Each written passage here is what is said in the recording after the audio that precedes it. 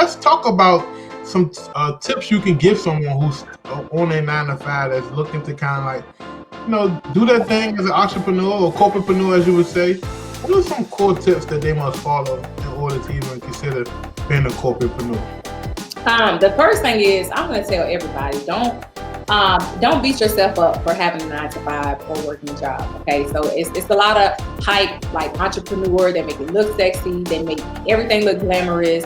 But I am a firm believer that not everyone is meant to be an entrepreneur, right? I believe that everyone should have some sort of options, meaning that you should own something. So there are some people that absolutely love what they do. We have doctors, we have lawyers, we have all of these types of people that need to be working, right? But I tell people that's in the corporate field, make sure you have some options. So that's my tip. You always want to make sure you have a backup plan. 1, you want to make sure you have your emergency funds. That's 2. And then also make sure you're putting yourself in a position to where you do own something, because you don't know what corporate America is going to do, right? So if they shut them doors, like, at least know that you're secure. So I teach people how to secure those, what I call FU funds, which is basically your emergency funds. So if something happens, you're like, all right, F it, I got money right here, right now, that I can kind of live off of. In addition to that, while you're on the corporate job, whether you love or hate the job, start building those assets, whether you want to build wealth for your family, or you want to do it for yourself as a safety net. But make sure you always have those options in addition to that. So now, for the ones that are just like, okay, I'm in corporate America, because for me, in corporate America, I was looking for someone like myself. I was looking for someone to show me a way out. I thought for the longest time, I was like, oh my God, I have a mortgage. I'm not going to be able to be a full-time entrepreneur. That's how I was thinking, like, early on. And I didn't have anyone to actually teach me to be like, okay, these are some things that you can do to make sure you're secure. So when you take that launch off of out of your job, then you still have those checks coming in. So that kind of leads up to what I'm doing now, which I can talk about later. But actually, and I'm telling you guys this, last year I hit 6 figures in real estate on a very, very, very part-time basis. I did that without a team. I don't have any VAs or anything. It's just straight grind after the 9-to-5. And I make more part-time in real estate than I did full-time in my job, which is crazy. Wow. That's informational tips could you give them for them to be able to make an educated decision on who to go to? Because most of these people ain't got a lot of money, bro. So they can't afford to jump from you to them to back to you. So what are some tips you can get them? That's a good question. And it's hard because you don't really know until you test it out. You spend a few weeks or a week, testing it out. So the biggest ones I'd say is find someone who's actually using it successfully, and like ask them, like, how many deals a month are you closing? And find someone who's actually successful at it. The other one is never do something that doesn't have a free trial. The reason I do a free trial, because I know my software is the best. I don't have to sell. Like, I could be the worst salesman, but the software, like, you test it out and you test you test Coca-Cola and you test Pop Cola from the dollar store, it's a difference. So first off, anything that doesn't have a trial, usually they're trying to get you in the software, but we offer a 7-day free trial because I know the product is 100%. This is the best, most pure software you can use. Also delivery rates, like how they get the messages through, but that's kind of hard to do. Are there limitations, right? What are the limitations on the software? How many messages can you send? What are the upload limits? Do you have upload limits? Can you hit multiple markets, right? Can you, let's say you're in DC and you want to text in New York, right? Can you hit multiple markets too, right? Or do you have to pay more, different plans, or all this stuff? Those are the big ones, like what limitations the software has, what kind of reputation for delivery rate, how long they've been around, and then also asking people that that are that know the software. Like, what is your strategy? Are you still just doing fix and flips? Are you doing like infill development? Like, what is that strategy that you kind of, leaning towards going for the next 12 months? Definitely, man. So what I'm doing right now is I'm putting arrows in a sling. All I'm doing is I'm trying to get as much dry powder, as many people who are interested in investing in real estate as possible and not wanting to buy it themselves. We're not deploying capital so much so, but what I'm doing is I'm waiting for, we're about 6 months out from the commercial real estate market to really start to bleed out.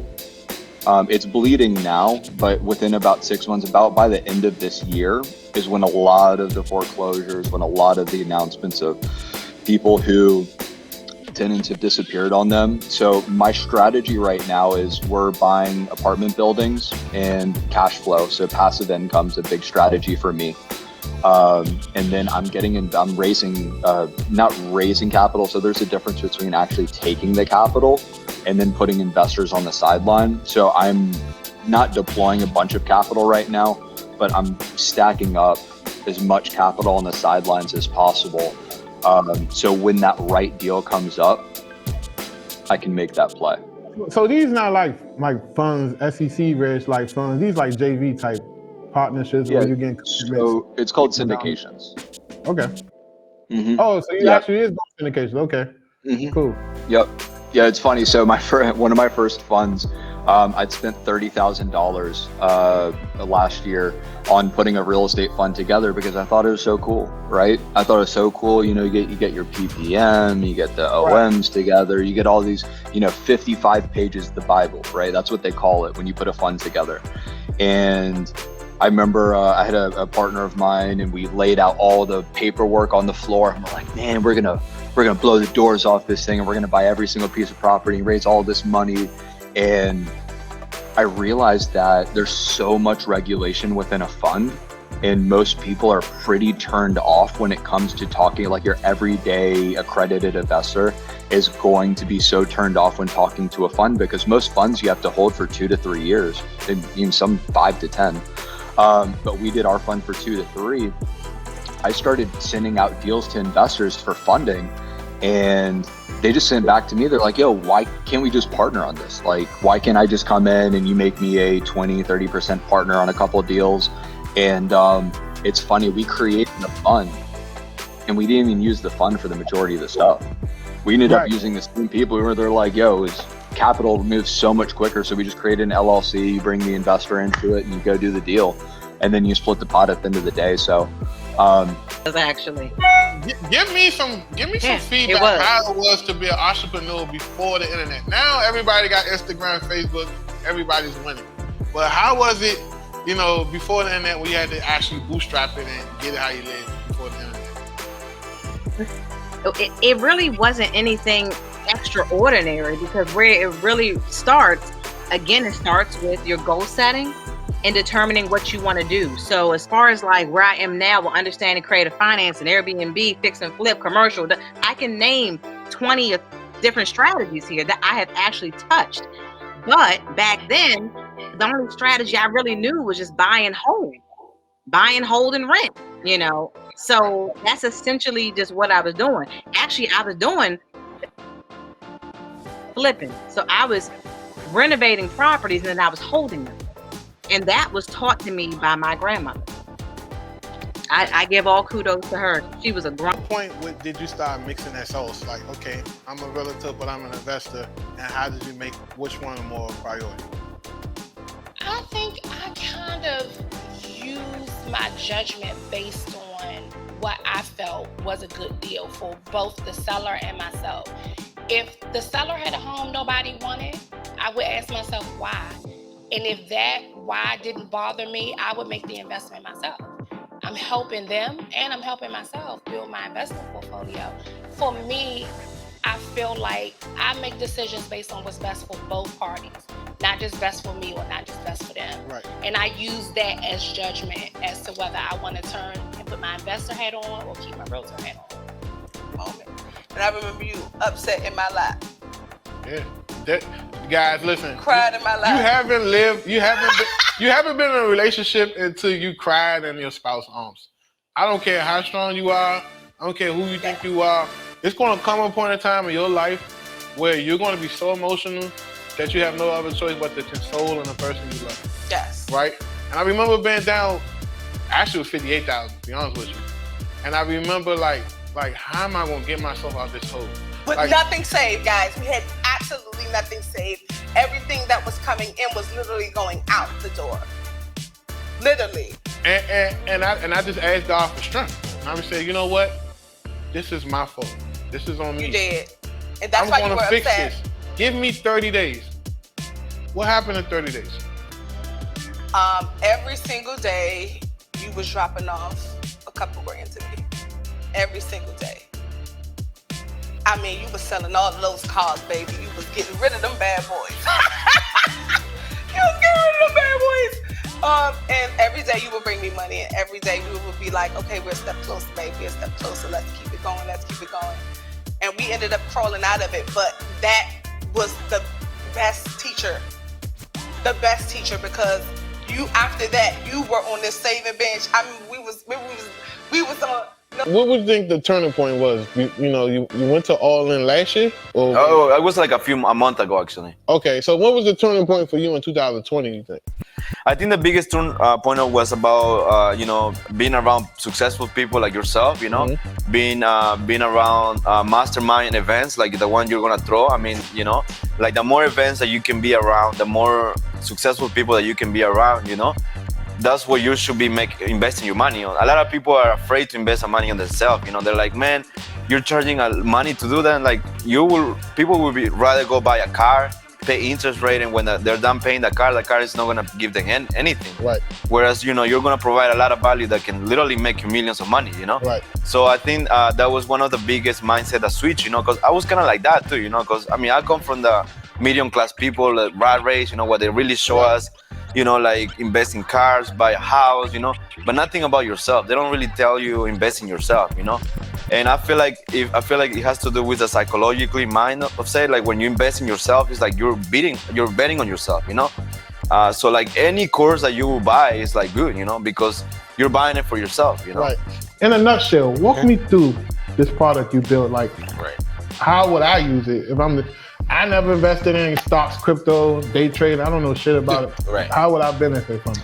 Well, so there's two things. We initially built this software for our community. We started out with a community of about 16 friends and family, right. Just kind of teaching and educating them on stocks, options, things like that. Primarily options. We're primarily options traders. And, so we have a community right now. It's about 10,000 members. Everybody's really, really helpful in there. They take you from, very beginner, not knowing anything, to advanced trading techniques within, we say anywhere between 8 to 12 weeks. If you really apply yourself and really apply the education, you get there, within that time frame, you'll be up and running doing your own thing. Now, the software itself, we designed the software essentially to kind of take the technical, complex technical analysis, concepts and really simplify them down to as best as we could into very easily digestible visual representations. So right. Essentially green is great time to buy or good time to buy, red is a great time to sell or ideal time to sell. You have yellow candles that tell you when things are likely to slow down or turn around, and we have a lot of other different features in there that also tell you when maybe a stock is getting too hot for itself. And volatile. We'll be looking to reverse and things like that, because the stock investment, crypto investment space is a very volatile space, especially this past year. Things were great for a long time, but it's not always going to be like that, right? Right. And so, we really wanted to be able to simplify a lot of the more complex things that scare people away from technical analysis into the easiest way for them to really kind of take. How do you handle criticism? Do you get any criticism? Yes. Because I mean, this cake right here, people can have an opinion on it. Hey, I don't like the icing. It looks ugly. It tastes bad. How do you handle that? You have to be confident. Like, I'm confident in my work. I know it looks presentable. It doesn't look bad. So. Yeah, that's a good thing, because, like I said, criticism. People are always judging you, no matter how good you do. Yes, you just have to be confident and basically know who you are. Then criticism won't affect you. God got a crazy sense of humor. Because the minute you think that, hey man, I'm crushing it, I'm winning, I'm making more than my friends, that's when he pip slap you and say, listen, man, come back to reality. Oh yeah. Take this hot loss quick. And you can get humble really quickly, man. I think that's why I always try to stay humble. I try not to be flashy. I'm not knocking nobody being flashy, but I just know for a fact that you could wake up one day and it's all gone. Oh, dude, 100%. Man, like, let me tell you, like, yeah, like people say, like, damn, you did 60 deals your first year. You're doing good only in 3 years, but I don't tell, like, man, it seems like it was easy, but man, like, I think slow success is the right success, because it took me a long time to even get these 3 years. You know, it took me a long time to get to these 3 years. Like, it didn't happen. I didn't just discover wholesaling after high school like some of these people and start making 6 figures, double, triple, 6 figures. You know what I mean? So I started cutting grass, bro. That's how I got in the game. Like I would literally